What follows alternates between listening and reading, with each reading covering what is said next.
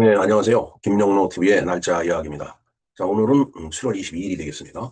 자, 금년 7월 22일, 뭐, 대체적으로 날짜가 비슷한데, 죄송합니다. 어, 이 무렵이 이제 바로 대서가 되겠습니다. 대서라고 하면 이제 큰 대자에다가 더울 서자니까 아주 매우 덥다라는 뜻이죠. 사실 뭐, 최근 들어도 매우 더웠었습니다. 그러다 지금 비가 좀 내리면서, 좀 기온이 약간 내려갔죠.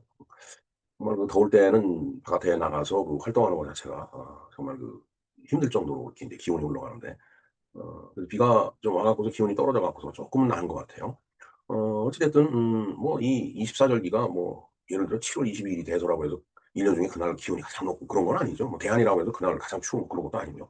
오히려 그 기상청 통계를 보면은 소한이 대한보다 조금 더 춥다라고 그러더라고요. 기온이 낮다고 그러더라고요. 그래서 이제 이 어른들이 어 대한이 소환추위에 왔다가 얼어 죽었다. 이런 이제 말씀을 하셨는데, 하여튼 뭐, 이 절기라고 하는 것은, 이 어떤 계절의 흐름을 갖다 이렇게 태양의 환경이 15도씩 옮겨갈 때마다 이렇게 잘라갖고서 이제, 어, 뭔가 절기를 정해놓은 거기 때문에, 뭐 그 절기의 명칭하고, 그때 당시 이 어떤 기후 상황하고 딱 떨어지는 건 아니죠. 그러나, 전체적인 그 트렌드, 흐름은 맞는 거예요.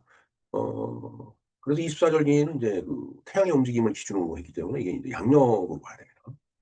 우리가 이제 달력을 뭐 이렇게 보면서 음력을 써오면서 뭐 여러 가지 이제 명절이 이제 많이 있잖아요. 추석이니 뭐 설이니 해갖고. 그래서 24절기를 갖다가 음력으로 착각하고 있는 사람들이 의외로 많아요. 자, 이런 24절기는 양력입니다.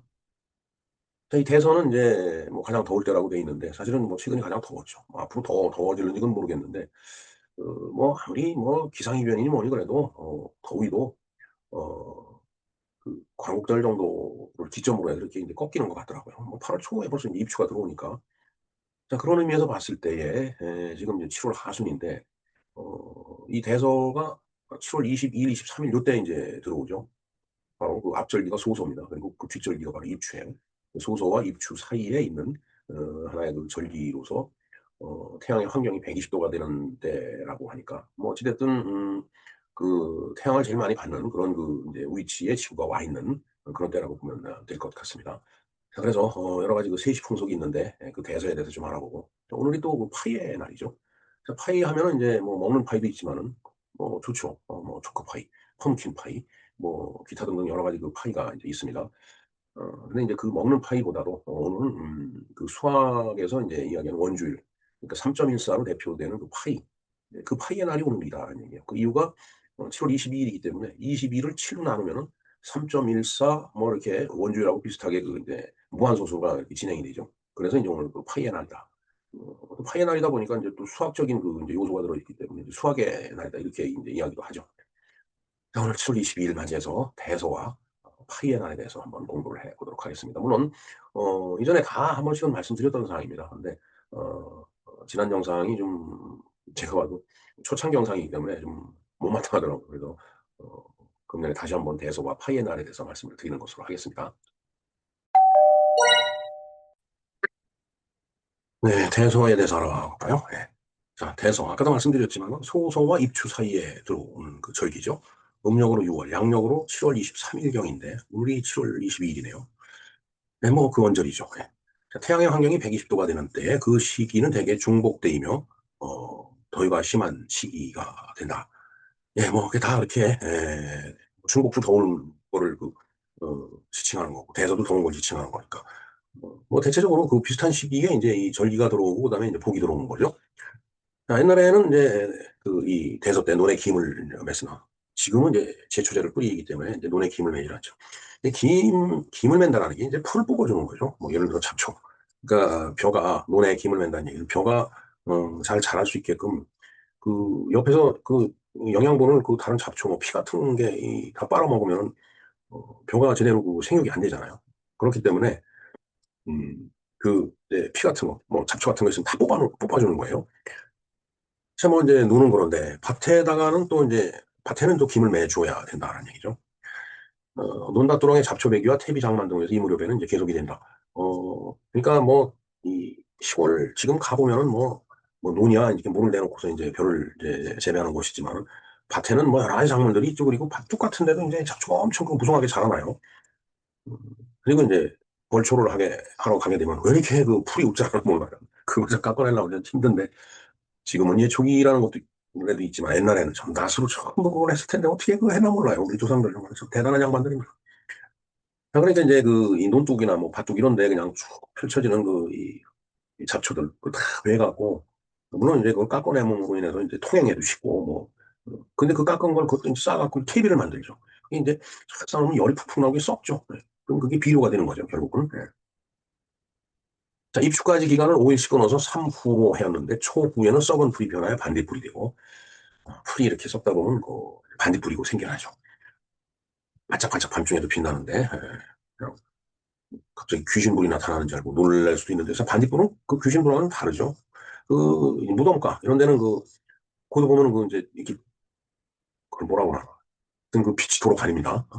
그 인이 있죠, 인이 이제 그 사람이 이제 죽고 그러면 이제 거기서 뭐 인이 발생이 되는지, 그게 이제 뭐 공기 중으로 나오면 거기 또뭐 빛을 발하고 그런 모양이에요. 정확한 이 과학적인 원리는 제가 잘 지금 기억을 못 하겠습니다. 옛날에 뭐 다 배우고 들었겠지만은, 그래서 이제 무덤가를 지나는데 이제 이 빛나는 것들이 왔다 갔다 하면 그게 이제 놀래죠, 사람이. 도깨비 불이라고 해갖고 이제.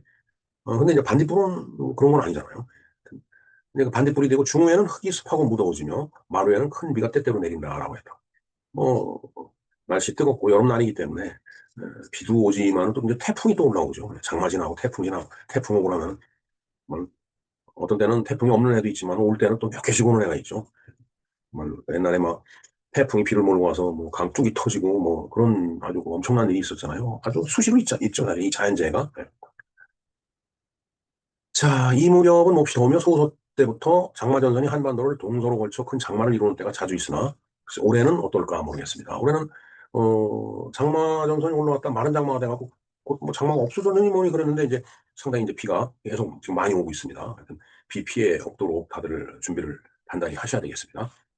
자, 또한 참외나 수박 등이 풍성하고 햇밀과 모리를 먹게 되고 채소가 풍족하며 녹음이 우거지는 시기로 과일은 이때가 가장 맛이 난다. 과일은 아무래도 햇빛이 쨍쨍 나야지 그게 달죠. 예. 근데 비가 많이 오면은 그뭐 밑에도 있지만은 과실에 단물이 없어져 버려요. 그래서 뭐 복숭아를 한 입 먹어도 꼭 이거 뭐 단맛이 전혀 없는 그런 게 이제 많이 생기죠. 반면에 감을 없을 때는 과일 맛이 난다고 해서 특히 수박 이런 거는 가뭄주에 이렇게 그 수확을 할 때 수박이 정말 그 달고 맛있죠. 시원하게 이렇게 얼려놨다가 그냥 썰어만 먹어도 마치 화채를 먹는 것 같은 그런 느낌. 네, 언젠가 한번 중국을 갔더니 그 이제 화채를 이렇게 공자묘인가 갔는데 그 화채를 파는 게 있더라고요. 그래서 한번 먹어봤는데 중국 수박도 맛이 있더라고요. 네. 우연히 맛있는 거를 먹게 되는지 모르지만 그렇습니다. 자, 그래서 뭐 이 대소라고 하는 것은 해마다 돌아오죠. 그리고 날짜가 대소는 얼추 정해져 있지만 하루 이틀 이렇게 차이가 나죠. 그래서 전에 방송해드렸던 2022년에 방송해드렸던 대서에 대해서 제가 링크를 걸어드리겠습니다. 뭐 같은 내용이 되겠습니다. 자, 이제 대서 엄청 큰 더위예요. 클 때자 더울 sor자니까. 이 큰 더위가 가고 나면 바로 가을이 오죠. 이거 바로 다음 절기가 입추입니다. 8월 한 7, 8일쯤 되면 입추예요. 가을의 문으로 들어서는 겁니다. 뭐 더우니 뭐니 막 우리가 아우성을 치지만은 계절의 어떤 변화는 변함없이 옵니다. 진짜. 네. 자, 그리고 오늘 또 이제 파이의 날이라고 했죠. 오늘 파이 근사치의 날이라고 합니다. 왜냐면 우리가 얘기하는 수학적 파이하고 소수점 끝자리까지 똑같이 나가는 게 아니기 때문에 그런 거예요. 자, 원주율은 3.14, 1592, 2653 쭉 해서 끝에 4944 끝도 없이 나가죠.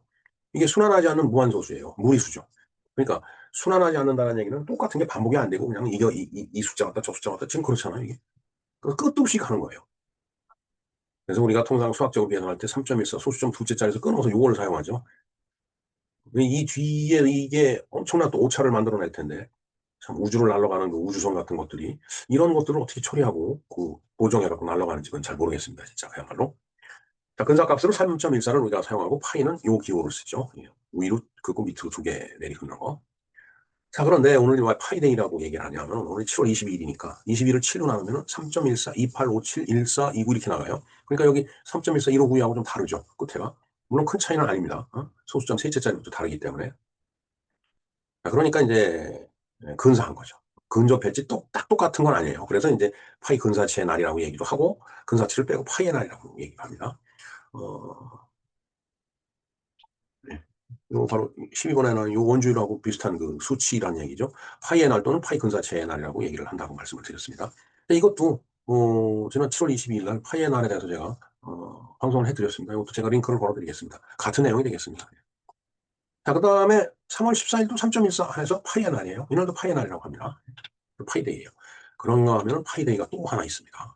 요거는 3.14에 대한 3월 14일은 화이트데이니까 같이 묶어가면서 방송을 해드렸는데 이것도 같이 묶어서 제가 링크를 걸어드리겠습니다. 들어봐 주시고요. 파이의 날이 또 하나 있어요. 그러니까 1년 중에 파이의 날이 3번 있는 거죠. 3월 14일이 있고 그다음에 7월 22일이 있고 12월 21일 파이데이입니다. 원주율은 약 113분의 355다 이거죠. 이게 나누면 이제 3.14 이렇게 이제 나가는 거예요. 그래서 이 113은 그냥 임의로 이렇게 이제 이렇게 그 시뮬레이션을 해갖고서 주어진 숫자고 그 113으로 나눠보니까 1년 중 365일, 1년 중 355일이 이 113으로 나누면 이게 파이 근사치가 된다라는 얘기죠. 3.14 이렇게 나간다는 얘기예요. 그래서 1년을 365일로 봤을 때 355번째 되는 날이 바로 파이의 날인데 말하자면 113으로 나눴을 때 그것을 월일로 환산을 해보니까 12월 21일이더라라는 얘기죠. 그러니까 31일, 28일 뭐 이렇게 보태 나가고서 그 12월 21일이 되면 딱 355번째 되는 날이다라는 얘기예요. 그러니까 365일이니까 열흘 전이죠. 12월 31일 열흘 전이 되겠습니다. 따라서 오늘 12월 21일도 파이데이라고 주장하는 설이 있다. 그래서 파이데이는 1년에 3번 있다라는 얘기죠. 12월 21일, 3월 14일, 그다음에 7월 20일. 이게 파이데이가 되겠습니다. 이상 김영로 TV에서 살펴본 큰 더위 대서 그리고 원주일 그래서 파이데이 세 날에 대해서 알아보았습니다. 감사합니다.